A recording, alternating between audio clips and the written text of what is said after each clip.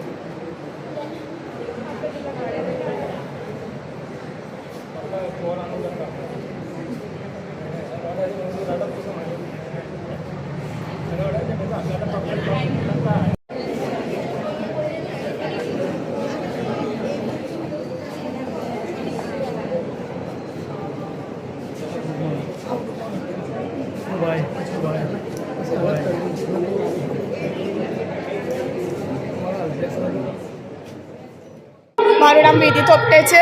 મારા પર્સન્ટાઇલ 98 આવ્યા છે અને આ બધું રોનક ઇન્સ્ટિટ્યૂટ અને ટીચર્સના કારણે પોસિબલ થયું છે. Thank you. મારું નામ પંક્તિ શાહ છે. મારા 98.38 પર્સન્ટાઇલ આવ્યા છે. આ બધું જ મારા પેરેન્ટ્સ, રોનક ઇન્સ્ટિટ્યૂટ ને સ્કૂલના ટીચર્સના લીધે થયું છે. મેં આગળ 11 સાયન્સ લીધું છે, બી ગ્રુપ.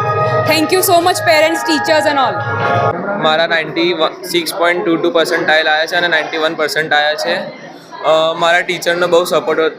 મારા ટીચર અને મારા મમ્મી પપ્પાનો બહુ સપોર્ટ હતો, એટલે મને બહુ પ્રેરણા મળી. મારા પર્સન્ટાઇલ 98.82 છે અને મારા પર્સન્ટેજ 94.33 છે. મહેનત બહુ કરી હતી. ખાલી મેથ્સનું પેપર એટલું થોડું ખરાબ ગયું હતું, પણ નહીં, એને છોડીને પછી હવે બીજા વિષયની તૈયારી કરી હતી. હવે આગળ હું સાયન્સ સ્ટ્રીમમાં એ ગ્રુપ લેવા માગું છું અને આગળ એન્જિનિયરિંગ તરફ આગળ વધવા માગું છું.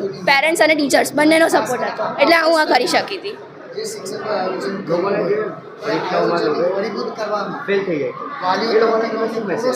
નિરાશ થવાની કોઈ જરૂર નથી. કંઈ આપણી જીવનની પરીક્ષા નથી. આપણે માર્કશીટ છે ને કંઈ એટલું બધું લિબરલ નહીં લેવાનું, પણ થોડું એના પર મહેનત કરવાની થોડી વધારે જરૂર છે. થોડું ફોનનું ડિસ્ટ્રેક્શન મૂકી દેવાનું અને મહેનત કરો તો તમારું સારું પરિણામ આવે જ છે. જય અંબે વિદ્યાલય હરણી ખાતે આજે અંગ્રેજી માધ્યમ અને ગુજરાતી માધ્યમ માર્ચ 2026નું પરિણામ આવ્યું છે. પરિણામ ઘણું સારું છે. અંગ્રેજી માધ્યમનું પરિણામ ઉત્તરોત્તર બહુ સરસ છે. ગુજરાતી માધ્યમનું પરિણામ ઘણું સારું છે.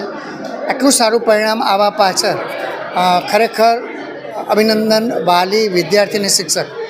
આખા વર્ષ દરમિયાન શિક્ષકો જે મહેનત કરી અને જે પ્રમાણે આયોજન કર્યું, એ આયોજનની અંદર વાલીઓએ અમને પૂરો સાથ સહકાર આપ્યો. વિદ્યાર્થીઓ તેના પ્રમાણે મહેનત કરી. એ મહેનતનું પરિણામ આજે બોર્ડના પરિણામની અંદર આપણે જોઈ શકીએ છીએ. જે વિદ્યાર્થીઓ સફળ નથી થયા એમને હતાશ થવાની જરૂર નથી. 12મી જૂનથી ફરીથી માધ્યમિક અને ઉચ્ચતર માધ્યમિક શિક્ષણ બોર્ડ ધોરણ 10 અને ધોરણ 12ની ફરીથી પરીક્ષા લેવા જઈ રહી છે.